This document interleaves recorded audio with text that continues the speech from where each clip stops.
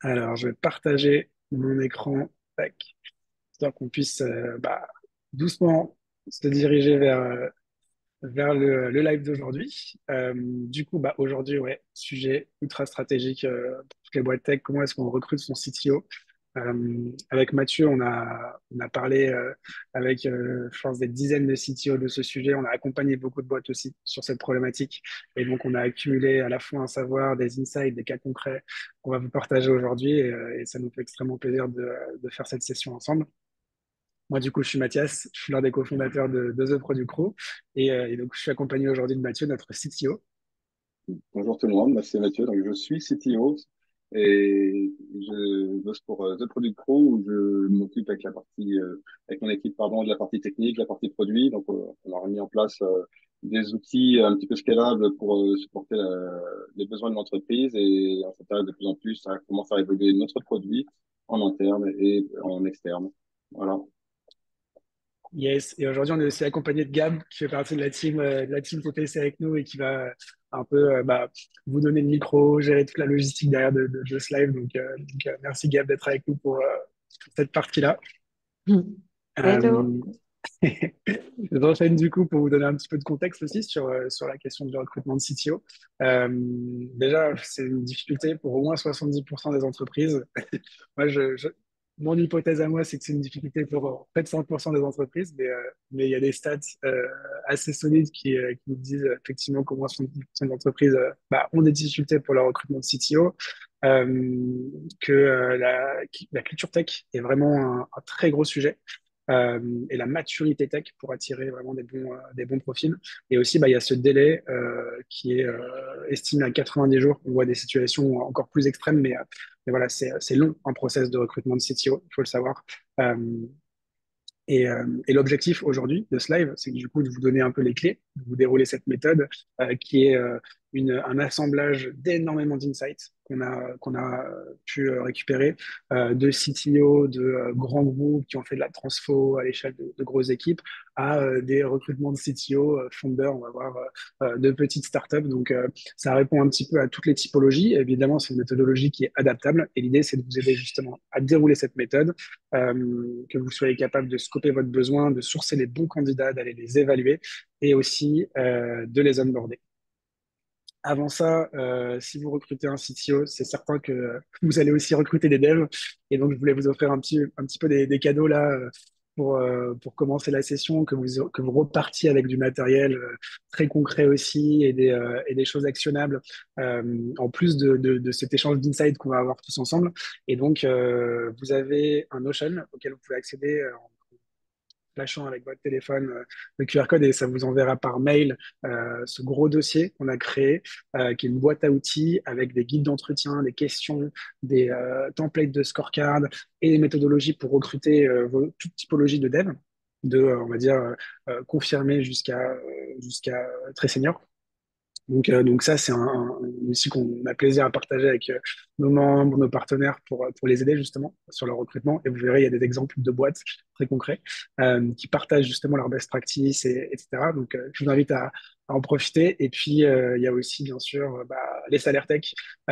Si vous voulez voilà, positionner aussi au niveau salaire, on parlait brièvement de cette partie, évidemment, mais voilà, comment est-ce que pour attirer le profil de CTO qu'on recherche, quel est en face le bon salaire, il vous faut des insights du marché. Et donc, voilà, si vous n'avez pas encore récupéré notre enquête sur les salaires tech, ça vous donnera vraiment des typologies de salaires en fonction du contexte et des types de profils de CTO que vous voulez recruter. Et il y a aussi toutes les données sur les devs, les products et les designers. Je vous laisse encore une seconde et je crois que Gab, tu as les liens, donc tu peux les mettre dans le chat si ça intéresse certains dans le live. Euh, pour ceux qui ne nous connaissent pas, on est The Product Crew. The Product Crew, c'est une communauté de 10 000 membres aujourd'hui, sélective à l'entrée avec des devs, des profils product, des profils data et des product designers. Euh, c'est une communauté qui est donc sélective à l'entrée et qui commence à partir de confirmer jusqu'à donc des C-level, CPO, CTO, directeur de la data, head of design, dans des entreprises tech et non tech. Donc, on aide en fait nos membres à trouver des jobs dans les 800 entreprises partenaires qui travaillent avec nous. Et du coup, on accompagne pas mal de boîtes, aussi bien des PME, ETI, un peu tech, que des startups scale-up et certains grands groupes pour justement trouver ces profils assez rares sur le marché. Et, euh, et donc, voilà, comment trouver les top profils off-market. Vous pouvez faire appel à la communauté TPC pour ça. Et si vous voulez, on en reparle quand vous voulez. Mais on va du coup passer directement au sujet de ce jour.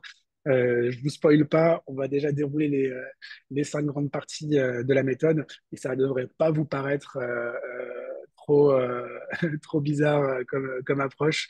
C'est juste pour vous donner un petit peu les grands piliers et après vous verrez, on va vous donner des templates, des éléments très concrets et actionnables pour vraiment performer à chaque étape de cette méthode et arriver au bout avec un recrutement qui est voilà, enfin, arrive à dérisquer en fait votre recrutement sur un profil aussi stratégique que le CTO. Donc déjà la méthode, euh, nous, ce qu'on a tendance à rappeler, c'est qu'il faut vraiment faire une définition du besoin qui est assez poussée en amont du recrutement. Pour ça, ça passe par la création de scorecard notamment et un alignement avec les équipes. On va voir ça plus en détail.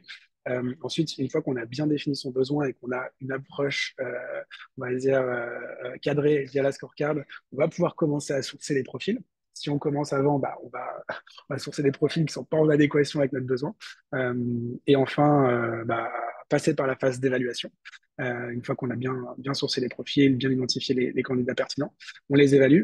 Et la dernière étape, qui est aussi souvent bâclée, c'est l'onboarding. Donc, on va en parler un petit peu aussi, mais comment mettre en place un onboarding qui permet aux profils que vous avez sélectionnés et recrutés d'arriver à sa zone de génie le plus rapidement possible et de vraiment répondre aux attentes.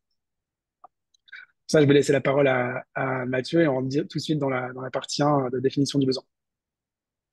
Tout à fait. Et la première question à se poser pour définir son besoin, c'est est-ce qu'on a vraiment besoin d'un CTO? C'est-à-dire, est-ce qu'on n'a pas besoin plutôt d'un VP of Engineering, voire d'un CTPO? Il y a différentes approches pour savoir quel type de rôle on veut dans notre entreprise. Il y a même il y a des choses qui dépendent du périmètre qu'on envisage pour le poste, et il y a d'autres choses qui dépendent de considérations plus personnelles. Par exemple, il y a deux approches qui s'opposent un petit peu, que j'appellerais l'approche de Marc Andreessen contre l'approche de Mark Zuckerberg.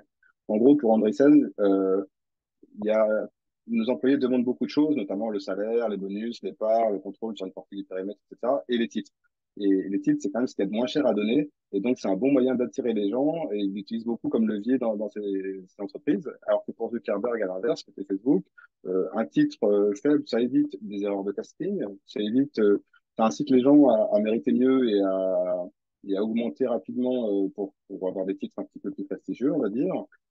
Ça booste le moral et l'équité aussi dans l'entreprise et ça apporte une vraie clarté sur le rôle de chacun. Et au-delà des niveaux hiérarchiques, il y a aussi des périmètres d'intervention un petit peu différents selon les intitulés de poste. En réalité, ça varie beaucoup d'une entreprise à l'autre. C'est-à-dire qu'un CTO dans une entreprise va pas avoir du tout le même rôle que dans une autre entreprise. Et c'est vrai également pour les VP. Mais on va quand même essayer de faire, dans les grandes lignes, les rôles de chacun. Donc, le VP, lui, il va être plus orienté delivery et management humain. C'est-à-dire bon, il y en a qui sont plus portés sur l'orga, d'autres qui sont plus orientés terrain, etc. Mais le rôle principal du VP of Engineering, c'est de gérer le day-to-day et le management humain des équipes. Dans une petite structure, il va reporter directement au CEO. Et dans une grande structure, c'est vraiment le bras armé du CTO et c'est lui qui gère toute la partie en avance, quoi. Il met les troupes en ordre de bataille, il fait en sorte que ça bouge et qu'on aille dans la bonne direction, etc. Qui est défini plutôt côté CTO. Il guide les équipes pour atteindre les objectifs techniques, il gère les ressources techniques, il favorise l'innovation, il supervise la qualité des produits, il contribue à la planification à long terme en termes d'architecture logicielle, etc. Gabriel, si tu peux passer sur la slide d'après, parce qu'en fait, je suis en train de rentrer dans le détail ou Mathias, pardon, dans le détail des rôles, et en fait, je vous ai parlé là du VP, donc je vais parler un petit peu maintenant, la slide encore suivante du CTO. Le CTO, lui, il va participer au COMEX, c'est l'orientation globale de l'entreprise déjà, ça c'est une responsabilité qui n'est pas du tout présente quand on est côté VP. Il est garant de la vision tech à long terme, donc c'est lui qui aligne les objectifs tech avec les objectifs stratégiques à long terme de l'entreprise. Et souvent aussi, il a cette composante de représentant de la tech en externe. C'est lui qui va animer des conférences, qui va être présent sur des events et qui va faire la communication externe de l'entreprise. Il peut ne pas être tech, ça arrive, même si généralement c'est plutôt bien de l'avoir été au moins. Euh, donc c'est bien d'avoir un background tech, d'avoir été tech pour bien comprendre les enjeux, et ça c'est un prérequis, enfin, même si c'est pas systématique, c'est quand même assez sympa. Mais il faut pas oublier que derrière, on peut et même on doit piloter des gens qui sont meilleurs que nous. Donc en gros, le CTO, c'est un touche-à-tout qui a un bon niveau en tout, mais qui est jamais le meilleur, ou rarement dans une des verticales qu'il adresse. Donc, pour ça, il va plutôt essayer de recruter des gens encore plus pertinents que lui, qu'il arrivera à manager parce qu'il connaît un petit peu les enjeux et les besoins, mais qui iront encore plus loin que lui. Quand une boîte démarre, le CTO, c'est souvent le seul dev, en fait. Il doit mettre les mains dans le cambouis, il doit définir l'architecture, il doit mettre en place les bases, la CI/CD, l'infra, etc. Et au bout d'un moment, si la boîte marche, il va devoir recruter et organiser des équipes pour permettre à la boîte de grandir et pour aller plus loin. Et on verra plus tard qu'il y a différents types de CTO, mais la base du rôle, elle est quand même dans ces choses-là. Et ensuite, on a le CTPO, qui lui a un rôle encore plus large, qui est Mathias, si tu peux changer de slide, s'il te plaît. Son rôle du CTPO, c'est de chapeauter les équipes produits et tech, en client aussi le design d'ailleurs souvent. Et c'est un rôle assez polémique qui n'est pas perçu pareil par tout le monde, parce que en gros, il y a du pour et du contre. Et c'est vraiment une question de chapelle. Est-ce que oui ou non c'est le meilleur des rôles? Il y en a qui considèrent que c'est vraiment le meilleur des rôles, parce que il implique forcément un alignement très fort entre deux pôles qui ont besoin d'être alignés, qui sont le produit et la tech. Un alignement et une cohérence très forte. Et d'ailleurs, cet alignement implique aussi une vélocité et une efficacité qui sont très importantes aussi quand les deux rôles sont vraiment alignés. Et une façon de le faire, c'est ce rôle double casquette de CTPO. Et ça coûte aussi accessoirement moins cher que d'avoir deux C-level à recruter. Par contre, on a un côté unilatéral qui fait qu'il n'y a pas de contrepoids ou d'équilibrage entre les deux pôles. Il n'y a pas de ce qu'on appelle la friction créatrice entre le pôle tech et le pôle produit, qui souvent permet d'avoir, ne serait-ce que d'avoir un regard extérieur, et puis un regard extérieur éclairé par quelqu'un qui maîtrise le produit ou qui maîtrise la tech, c'est souvent très, très générateur de bonnes choses. Et le CTPO, souvent, il a un penchant fort pour l'un ou l'autre des aspects. Selon son parcours, il va être généralement issu de la tech ou issu du produit et gérer l'autre parce qu'il s'est retrouvé avec cette responsabilité-là. Mais c'est clairement pas sa spécialité. Et même si ça a du plus, ça a aussi ses limites. Et du coup, on se retrouve parfois avec des sous-niveaux de Head of Engineering et Head of Product parce que le CTPO a besoin de lieutenants fiables spécialisés dans chacune des produits. Du coup, le côté moins cher sur la facture globale, c'est pas sûr, quoi. Voilà pour les grands rôles. Je te repasse la main, Mathias, pour enchaîner.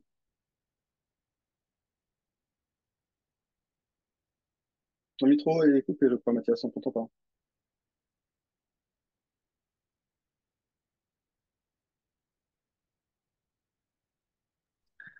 Merci. J'arrivais plus à retrouver le bouton pour l'allumer. Heureusement que tu m'as prévenu. Alors, donc ouais, effectivement, maintenant que vous avez un petit peu une vision sur vraiment la typologie de profil que vous allez aller rechercher, il est temps de rentrer un petit peu dans les détails. Et en fait, souvent on parle de scorecard au moment de l'évaluation. Mais en réalité, la scorecard, ce qu'elle vous permet aussi de faire, c'est de vraiment correctement définir votre besoin plus précisément. Et pour aller vraiment dans le détail de la création de votre scorecard, il faut comprendre qu'il y a trois éléments dans la scorecard. Il y a les missions que vous allez confier à votre profil. Donc, qu'est-ce que vous attendez de ce profil en termes de concrétisation de mission, les résultats attendus, c'est-à-dire notamment qu'est-ce que vous allez checker dans son background de résultats qu'il a eu précédemment et qu'est-ce que vous souhaiteriez obtenir vous sur ce rôle-là. Et enfin, les compétences, soft skills et hard skills que vous allez double-checker dans le cadre de cette évaluation. Euh, donc, en gros, ça veut dire de définir notamment mission, enjeu du poste. Et ça, c'est une discussion qu'il faut avoir au niveau de la direction RH, des opérationnels et surtout du COMEX. En particulier, si la personne a un rôle à avoir au COMEX. Et ça, c'est ce qui va définir justement de partir sur un rôle plutôt CTO ou alors VP Engineering, voire Euh, Head of Engineering, c'est un peu, ça varie en fonction des organisations, mais globalement, un des gros différenciateurs, c'est justement ce rôle. Est-ce que la tech doit participer, doit avoir une personne qui la représente la vision tech au COMEX, ou alors est-ce que c'est par exemple le CEO ou parfois le CPO qui s'en occupe? Cette direction-là implique beaucoup de choses sur la place qu'on donne à la tech dans l'entreprise et aussi la dynamique qu'on attend du profil qui va arriver. Et pour vous aider un petit peu à rendre ça beaucoup plus concret, parce qu'en réalité, une scorecard de CTO elle est différente pour n'importe quel job. C'est justement tout ce rôle-là que vous avez la responsabilité de créer au moment où vous anticipez l'ouverture de ce poste. Et donc, on a créé un template que vous pouvez télécharger. Je pense que Gab est en train de vous mettre le lien dans le chat. C'est vraiment un tableau Notion où vous avez énormément d'idées de critères. Et au niveau des questions que vous devez vous poser, il y a notamment la mission justement que vous allez confier, les risques qui correspondent à cette mission. Comment est-ce que le CTO se positionnera dans l'entreprise? Quel doit être son rôle dans le COMEX? Est-ce qu'il y a une participation au business qui est attendue? Donc, est-ce qu'il y a des relations aussi avec CMO? Quel type de relation avec les autres membres du COMEX? Euh, ou alors, dans ce cas-là, si c'est pas une personne qui sera au COMEX, qui va faire le pont entre le COMEX et les équipes au quotidien? Et dans ce cas-là, en fonction des décisions que vous prenez, il y a la notion de fit avec et les membres du COMEX et en particulier, bien sûr, le CEO et le CPO. Parce que si vous avez un CPO dans l'organisation, on parle souvent de tandem CTO-CPO.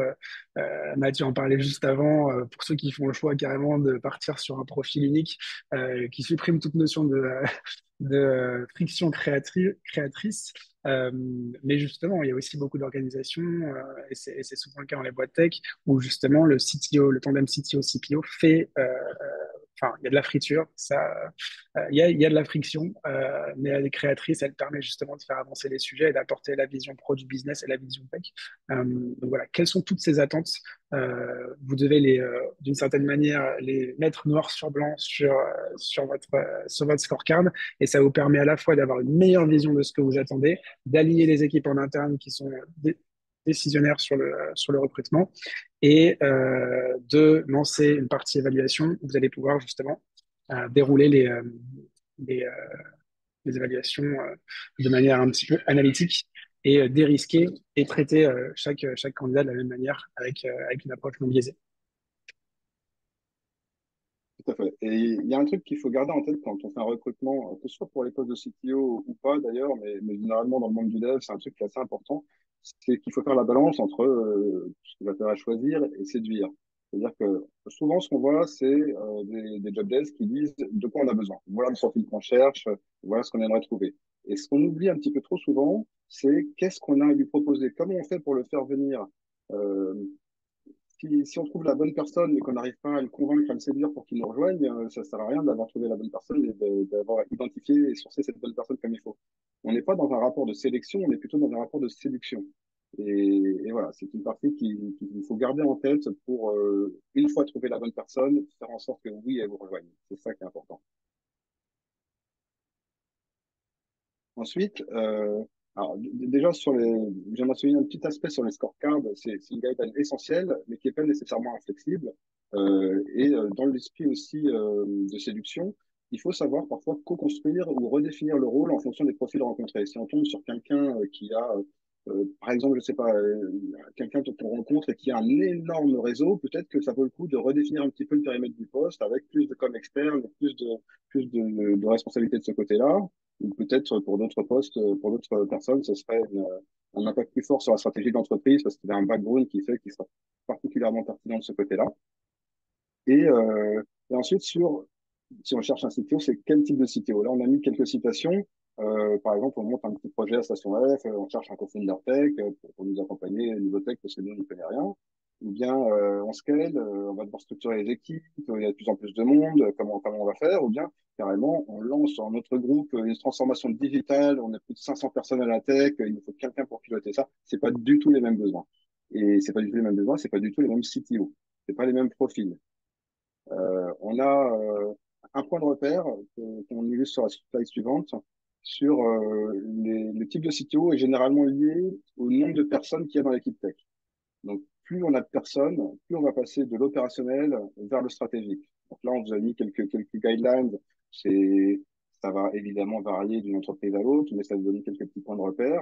Pour une petite boîte de une personne, bah, le CTO va tout faire, il va avoir beaucoup les mains dans le cambouis. Pour un peu plus de personnes, il va faire une partie, il va manager, etc. Et quand on aura une boîte de plus de 100 personnes, le CTO en général va même plus être en zone. Il va se contenter d'une part de gérer la partie organisationnelle, d'autre part de se focaliser beaucoup plus sur la partie projection et stratégie de l'entreprise. Euh, Si on passe à la slide d'après, on va vous parler de différents types de CTO qui découlent de cette taille d'équipe. On a le CTO bâtisseur, qu'on appelle parfois le hacker, qui lui est là pour prendre la tech, la retourner dans tous les sens et apporter de la valeur au niveau produit très très vite, sans trop se soucier de la propreté du code ou de la scalabilité du code. C'est vraiment la personne qu'on veut pour un MVP, pour trouver un product market fit très vite à travers la tech. Derrière, quand l'entreprise grandit, au bout d'un moment, on a besoin de quelque chose de plus scalable, parce que ce côté hacker ou bâtisseur, souvent, c'est un peu dégueu et ça ne tiendra pas la durée. Ça permet de trouver le product market fit, mais ça ne permet pas de grandir une fois qu'on l'a trouvé. Donc, on a besoin de quelqu'un d'autre qui va venir pour stabiliser, pour organiser, enfin pour scaler ou stabiliser le code. Souvent, ça passe par une refonte, on repart sur des bases saines et qui propres et qui peuvent aller plus loin. Et il va commencer à faire de la stratégie et à penser un petit peu long terme, ce CTO. Et derrière, quand on commence à avoir beaucoup de monde, on a d'autres besoins qui sont plus côté organisation, côté management. On veut un CTO qui sait mener une transformation digitale, qui sait embarquer les équipes avec lui très très loin, qui sait les organiser sur différentes teams qui vont être pertinentes par rapport aux besoins de l'entreprise, etc. Comment on trouve ces différents types de CTO? Donc, on vous propose quelques pistes. Déjà, regardez dans le réseau et sourcez. Donc, on a différentes communautés. On a la communauté The Product Pro, évidemment. On a TechRox aussi, qui est assez connu sur la place du marché, sur les profils high level, on va dire. Il y a LinkedIn, qui est une source incontournable pour trouver des CTO. Et oui, les CTO répondent, ils ne sont pas dans leur tour d'ivoire à se nommer tout le monde. CTO ou pas CTO, déjà, les rôles de CTO sont en réalité beaucoup moins nombreux que les rôles de dev full stack. Donc, un CTO, il n'a pas intérêt à se tirer une balle dans le pied en vous snobant quand vous lui apportez des opportunités. Sauf si elles sont vraiment complètement décorées de son parcours et que ça colle pas pour lui, mais ça, c'est vrai à n'importe quel étage. Donc, vous pouvez appeler des CTO, les contacter et vous aurez des réponses. Ensuite, la cooptation, évidemment, demander à des CTO qu'on connaît, s'ils ne connaissent pas quelqu'un. Souvent, c'est des gens qui ont eu le même parcours, qui ont fréquenté les mêmes boîtes, hein, quel que soit le niveau d'expérience. Hein, mais quand on a fait plein de boîtes et qu'on est arrivé jusqu'à un poste de CTO, ben, on a rencontré des gens dont certains sont devenus CTO. Peut-être que certains de ces gens-là sont en recherche d'emploi, donc la cooptation, ça marche pas mal. Et un aspect aussi un petit peu sous-évalué parfois, c'est regarder à l'intérieur de l'organisation. C'est pas nécessairement à l'extérieur qu'on va trouver la bonne personne. Peut-être que quelqu'un qui est déjà là, qui maîtrise le produit, qui maîtrise la tech et qui aimerait bien aller un petit peu plus loin, sera la personne parfaite pour faire votre CTO de demain. Donc c'est à pas négliger aussi. Et d'autant qu'un CTO qui arrive de l'extérieur, à l'inverse, il peut rencontrer une certaine friction avec les équipes internes, surtout si quelqu'un avait envie de briguer la place, hein, et ça peut lui compliquer la tâche. Enfin, il faut s'inspirer des CTO en place. Donc, quand on repère quelqu'un dont on aime bien le style, la façon, le positionnement, l'approche, que ce soit à travers LinkedIn, à travers Medium, à travers différents outils ou newsletters qu'on voit, des fois, il y a des gens qui disent, ah ben lui, vraiment, j'adore son style, j'adore sa façon, j'aimerais bien avoir un CTO comme ça dans la boîte. Ça fait un point de référence, ça donne un contexte où on peut aller le chercher, et puis on peut regarder autour de cette personne s'il n'y a pas d'autres gens qui lui ressemblent, qui sont aussi intéressés par ce type de profil et qui pourraient être des bons candidats pour devenir CTO chez nous. Ouais, tout à fait. C'est vrai que partir avec, en réalité, quand on y réfléchit, on a souvent une image assez préconçue du CTO ou de la CTO qu'on voudrait avoir, peut-être une personne qu'on a vue dans notre entreprise. Ça peut aussi être un peu piégeux, hein. Il faut garder quand même une certaine partie d'approche analytique, de bonne définition de besoins et pas juste partir à l'instinct. Mais c'est vrai que ça peut donner une guidance et on sait aussi qu'il y a une dimension de look-alike, c'est-à-dire que si par exemple, je sais pas, vous rêvez d'avoir un CTO comme celui de Blablacar, bah, si vous vous rapprochez de ce CTO-là, il est probable qu'il y ait des lookalikes dans son entourage. Donc voilà, par ricochet, ça peut aussi fonctionner. Euh, et, euh, et au niveau du coup, bah, lorsque vous avez commencé du coup à identifier vos candidats, que vous avez réussi à en convaincre certains de rentrer dans le process, toujours cette idée de effectivement savoir ce qu'on veut et aussi savoir comment séduire et attirer ces profils-là. vous avez réussi à les convaincre à rentrer dans votre process. Là, il faut vraiment être très carré sur le déroulement de votre process. Donc, faire confiance à votre scorecard. Euh, Pouvoir aussi, du coup, l'amener de bout en bout avec tous vos candidats, de manière à avoir des comparables. C'est vraiment extrêmement important. Si vous arrivez au bout des process avec plusieurs candidats et qu'en fait, vous n'avez pas d'évaluation comparable, ça va être extrêmement compliqué de les départager.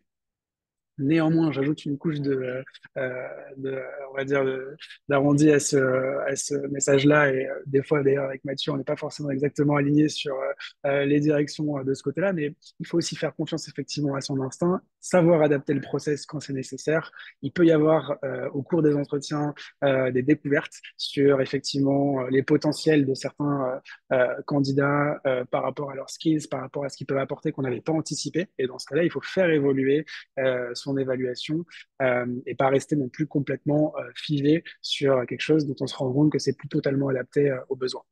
Euh, Menez vraiment des entretiens qualitatifs. Si vous avez décidé que le profil sera au COMEX et donc que c'est véritablement un CTO, dans ce cas-là, il faut impérativement qu'il rencontre au moins le CMO et l'éventuel CPO s'il est présent, parce que le fit avec ces profils-là est extrêmement important pour assurer la pérennité de la relation et avoir un COMEX qui fonctionne bien, qui est vraiment un groupe soudé et aligné sur les avancées et les décisions difficiles à prendre. Et après, au niveau voilà, des checklists de soft skills et hard skills, c'est juste un petit rappel de ce que vous retrouverez aussi dans la scorecard dont vous a partagé le template, mais il y a quand même certaines soft skills et hard skills qui remontent constamment quand on échange avec les sites en place, de ce qu'ils recommandent et aussi dans ce que recherche l'entreprise. Capacité évidemment d'organisation, capacité à scaler une équipe, à part si vous êtes voilà, sur une équipe fondatrice à Station F. Mais bon, quand bien même, si vous avez déjà une visibilité sur les années à venir et que vous anticipez, quand même capacité peut-être à scaler les équipes. La vision stratégique et tech, capacité à se projeter. Et là, effectivement, ça peut passer par un exercice qui va pas être forcément un exercice technique, mais un exercice de projection dans votre contexte. Les 6 premiers mois, qu'est-ce que tu ferais? Nourrir le candidat avec beaucoup d'éléments de contexte de votre organisation et des enjeux, et voir comment est-ce que cette personne va se projeter dans 6 à 12 mois euh, de, euh, de dérouler en suivant une vision stratégique et tech que vous lui laissez la possibilité d'articuler en partant de vos enjeux. Cette notion que Mathieu partageait, mais être bon partout, il vaut mieux avoir un CTO généraliste qui est capable d'aller chercher le meilleur de ses équipes qui, elles, sont expertisées, plutôt qu'un CTO, on va dire, très expertisé, mais qui va pas être très bon dans certains domaines clés.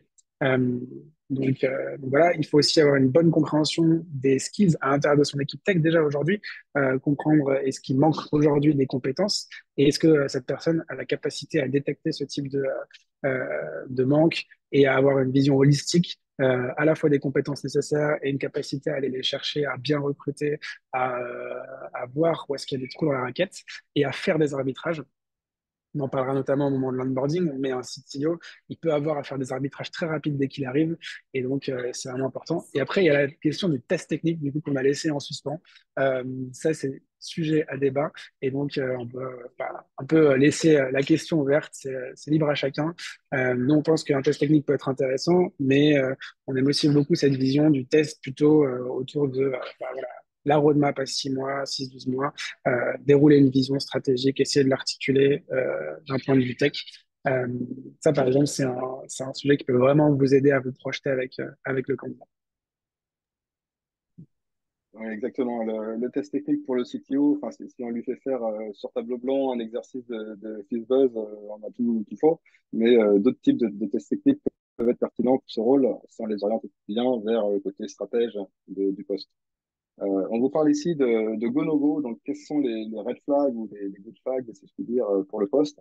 Dans les go, le fait qu'il pense et qu'il agit sur la productivité, qu'il soit pas seulement tech, mais qu'il soit également orienté business ou impact. Ça, c'est très important pour un CTO et c'est très bon quand vous arrivez à détecter ce genre de choses. Le CTO doit avoir son vernis tech, mais pas forcément continuer de coder. Il doit avoir un rôle de facilitateur, de manager ou de stratège. Alors, évidemment, ça a ramené à ce que je disais tout à l'heure sur la taille de l'entreprise, mais c'est quand même un bon point pour ce type de poste. Et il doit être capable de comprendre les besoins et de les transmettre. Donc, d'avoir un rôle d'intermédiaire. Ce qui peut également, il peut également mettre en place dans une organisation dans laquelle les devs sont au contact des utilisateurs pour mieux comprendre leurs enjeux. C'est pas forcément lui en direct qui va systématiquement faire la passerelle en mode PM. Dans certaines boîtes, le CTO fait en sorte que les devs aillent au contact des besoins, des enjeux clients et business pour qu'ils soient le plus opérationnel possible. Ça rejoint un petit peu le côté CTPO dont on parlait tout à l'heure, mais plus au niveau de l'équipe et de l'organisation interne, vraiment entre les équipes tech et les équipes produits en tout cas. Mais ça n'empêche pas d'avoir des gens spécialisés produits, mais en tout cas l'implication des devs dans le produit est facilitée par certains profils CTO, et ça aussi, c'est un bon point. Côté no-go, on a le côté trop politique parfois, être certains CTO qui sont plus axés sur leur carrière que sur leurs équipes. Il faut savoir que pour être suivi en tant que leader, il faut savoir générer de l'adhésion. Et ça passe souvent par la notion de servant leadership plus que par le positionnement politique dans l'entreprise. Euh, on pourrait arriver que ça dépend des boîtes, mais en fait, avoir l'équipe derrière soi, quelle que soit la taille de la boîte, le contexte de la boîte, ça permet toujours d'aller plus loin. Donc, c'est vraiment important. Et, et c'est pas toujours le cas, notamment dans les grosses boîtes. Alors que vaut mieux une petite équipe, à mon sens, qui est capable de dépoter énormément parce qu'elle nous fait confiance, parce qu'elle nous suit, que d'avoir une énorme équipe qui nous déteste parce qu'elle pense qu'on pense qu'à nous et que du coup, ça crée un plafond de verre sur l'évolution de la tech ou du produit dans la boîte. Un autre no-go qu'on a identifié, c'est le manager, enfin le tech guy qui devient manager trop tôt, qui abandonne trop tôt le terrain.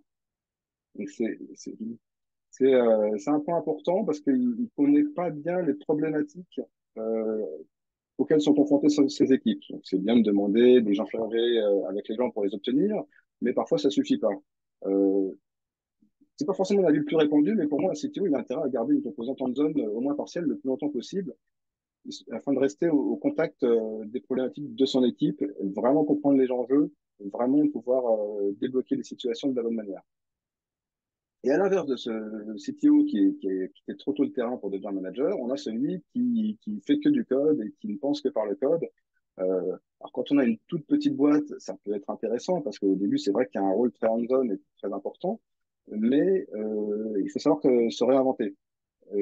Par exemple, il y a Hugo Lassiège, l'ancien CTO de Malte, qui est d'ailleurs aujourd'hui fellow engineer, pardon, ou Charles Gorentin, CTO de Alan et de Mistral d'ailleurs, attention, pas n'importe qui, même si on ne le connaît pas trop. Les deux disent la même chose, il faut savoir se réinventer et se virer tous les 6 mois. C'est une idée très intéressante. En gros, l'objectif, c'est d'avoir les mains dans le cambouis, de bien comprendre les enjeux, de mettre en place des choses, ensuite de passer la main à des gens plus experts pour continuer le taf et partir vers de nouveaux challenges. Ça, c'est un profil de CTO que vous voulez trouver. C'est l'éternel étudiant, qui ont une valeur sûre pour une reprise qui scale, parce qu'il ne va pas être bon à un moment donné pour votre besoin actuel, mais il va savoir s'adapter aux besoins futurs, et vos besoins, ils vont pas arrêter d'évoluer en tant qu'entreprise. Donc ça peut être intéressant de rencontrer des gens sur leur potentiel plutôt que sur leur rôle précédent. Typiquement, votre CTO, peut-être qu'il n'a jamais été CTO encore. Peut-être qu'il est engineering manager ou peut-être qu'il est senior engineer, mais qu'il a toutes les qualités requises pour correspondre à votre besoin et surtout pour savoir évoluer avec votre besoin. Voilà. Le plus important pour moi là-dessus, c'est que ce qu'il a fait hier, c'est moins important que ce qu'il pourra faire demain. Ouais, c'est clair, tout à fait. Je suis complètement d'accord avec toi. Et il y a aussi quand même un truc qu'il faut accepter quelque part, c'est qu'on a un certain niveau d'anticipation qu'on peut pas créer. Et par exemple, quand on écoute un politique chez Netflix, il faut accepter d'une certaine manière aussi que peut-être la personne qu'on recrute va être parfaite dans son rôle pour les 5 prochaines années, les 3 prochaines années, et qu'à un moment, bah, va accepter que si elle évolue pas de la même manière que l'entreprise, bah, on, voilà, on laissera la personne tourner sur un autre rôle et puis on ira chercher la personne qui nous emmènera à l'étape d'après. Pas non plus chercher toujours la personne qui va durer 10 ou 20 ans et avoir un peu en tête effectivement les prochains paliers sur lesquels on veut aller, les anticiper euh, et, euh, et en même temps ça aura en tête que peut-être il faudra faire de nouvelles évolutions un peu plus tard. Enfin, on arrive au dernier point et il est particulièrement important parce que ce qu'on réalise aujourd'hui, quand on échange aussi bien avec des CTO qu'avec avec des founders, c'est que la partie de l'onboarding est énormément bâclée. Or, même si on recrute le meilleur candidat, si on rate l'onboarding, en fait, on rate le recrutement, tout simplement, hein. Donc, c'est pas du tout une étape nice to have, même si elle est souvent considérée comme ça. Elle a plein de bénéfices, mais le premier bénéfice de tous, c'est vraiment effectivement de pouvoir valider ce potentiel. En réalité, on a recruté une personne qui a toutes les armes pour être l'avenir de la tech, de l'entreprise. Et si derrière, on la met pas en condition de succès, en fait, patatras, on se casse la gueule. Euh, je recommande une dizaine de questions sur lesquelles il faut, enfin, ouais, sur lesquelles il faut se poser pour pouvoir avoir un onboarding qui soit vraiment hyper quali et très dirigé, très droit. C'est déjà faire le bilan sur les frustrations actuelles en matière de la boîte côté tech. Pourquoi est-ce que si la boîte change de CTO, c'est pas un premier CTO, mais c'est le change de CTO, pourquoi est-ce qu'on a pris, pourquoi est-ce qu'on prend un nouveau? Quelles sont les batailles à mener pour ce CTO? Faut bien avoir pris la mesure et la température de son département tech par rapport aux autres départements, comprendre l'énergie. Est-ce que ce CTO, il arrive pour convaincre une équipe qui est désabusée, ou alors est-ce qu'il est là pour faire avancer sur le prochain step de la tech dans l'entreprise, ou alors est-ce qu'il est là pour accélérer la delivery? Voilà, il y a vraiment des enjeux à avoir bien en tête pour comprendre comment on va aborder son CTO. Bien lui expliquer la stratégie de la boîte et la raison de son arrivée. Donc, en gros, là, clairement, il faut qu'il y ait des relations, un suivi avec les founders. C'est vraiment hyper important qu'il y ait quasiment de l'échange au moins hebdo sur les premières semaines, qu'ils comprennent bien le CTO ou la CTO ce que les founders attendent de la tech, lui donner aussi suffisamment d'autonomie au démarrage, euh, tout en se revoyant assez régulièrement. Ouvrir un petit peu le contrôle, pas chercher à trop contrôler, mais être disponible pour répondre aux questions, apporter du contexte, donner son avis. Et, euh, et très très vite, là, dans les 2, 4 premières semaines, lui demander d'évaluer l'équipe en place lorsqu'il arrive. Et ça, c'est un rôle qui va aussi inclure le DRH ou les équipes RH. Parce que lorsque le CTO arrive, il doit vite faire un assessment de ses équipes. Vous parlez juste avant voilà, d'avoir cette capacité à voir les compétences qui sont manquantes, les compétences qui sont peut-être en doublon, et à aller chercher ces compétences supplémentaires, voire même peut-être éventuellement, malheureusement, à couper ou à refondre l'équipe euh, assez rapidement. Euh, Être capable de l'orienter pour qu'il puisse justement accompagner ses équipes tout de suite sur la partie recrutement, sur essentiellement donc le soutien RH à ce niveau-là éventuellement. Euh, il y a une question de stratégie et d'action à mettre en place. Euh, il y a voilà, toutes ces actions sur les équipes. Alors là-dessus, il y a deux écoles. Soit il y en a qui pensent qu'il faut agir très fort, très vite au démarrage, lorsqu'on a le momentum, et d'autres qui suggèrent d'avoir une approche un peu plus dans l'observation au démarrage. Donc il y a vraiment 3 temps, je pense, dans l'arrivée. C'est effectivement s'installer, faire rapidement un assessment, se projeter sur une roadmap et lancer des chantiers. Euh, et après, en fonction un petit peu du contexte, des enjeux et du style, hein, on va pas se mentir, de la personne, ça va prendre entre voilà, 2, 4, 6 mois, peut-être même plus. Euh, et enfin, le dernier conseil sur l'onboarding, c'est qu'il faut terminer rapidement la période d'essai si c'est nécessaire, si on sent qu'il n'y a pas de traction, il n'y a pas euh, de, euh, d'actions qui sont mises en place, aussi bien dans la capacité à se projeter que peut-être aussi si on attend des actions rapides. Voilà, s'il y a pas vite des choses qui changent, ou en tout cas on sent du challenge qui vient sur les founders ou sur le CTO, de la part du CTO, par rapport à ce qui est en place, du questionnement et éventuellement des actions des changements, bah voilà. En général, on se donne 100 jours, 100 jours pour onboarder. Et, euh, et au bout des 100 jours, bah, on va faire le point. Donc, comme je disais, il y a deux écoles un petit peu, phase d'observation, désolé, j'ai raté un peu les slides. Euh, mais souvent, dans l'école, on va dire, OK, on laisse un petit temps de préparation et d'observation. Au bout des 4 mois, il faut que le CEO il ait au moins réussi à apprivoiser ses équipes, ses collègues, qu'il est connecté avec sa hiérarchie, avec les membres du COMEX s'il en fait partie, et à créer cette relation de confiance, à donner l'impression que les choses peuvent changer et créer ce renouveau, ce sentiment de renouveau. Euh, et aussi capable voilà, d'avoir bien mappé les éventuelles urgences, les problématiques, le contexte de son arrivée. Et puis après, il y a la phase, on va dire, il y a l'école où on change rapidement et on agit. Et là, il y a certains CTO qui vont estimer que voilà, il faut qu'il y ait déjà des propositions sur la table, un audit complet avec un plan d'action, une roadmap pour les prochains mois, un plan de transformation. Euh, et, euh, et voilà. Euh, donc ça, c'est à vous de voir aussi ce que vous attendez, et c'est pour ça que la définition du besoin et d'attente sont si importantes. Si on fait un petit key takeaways avant de vous laisser poser vos questions, et d'ailleurs de vous donner le micro si vous le souhaitez.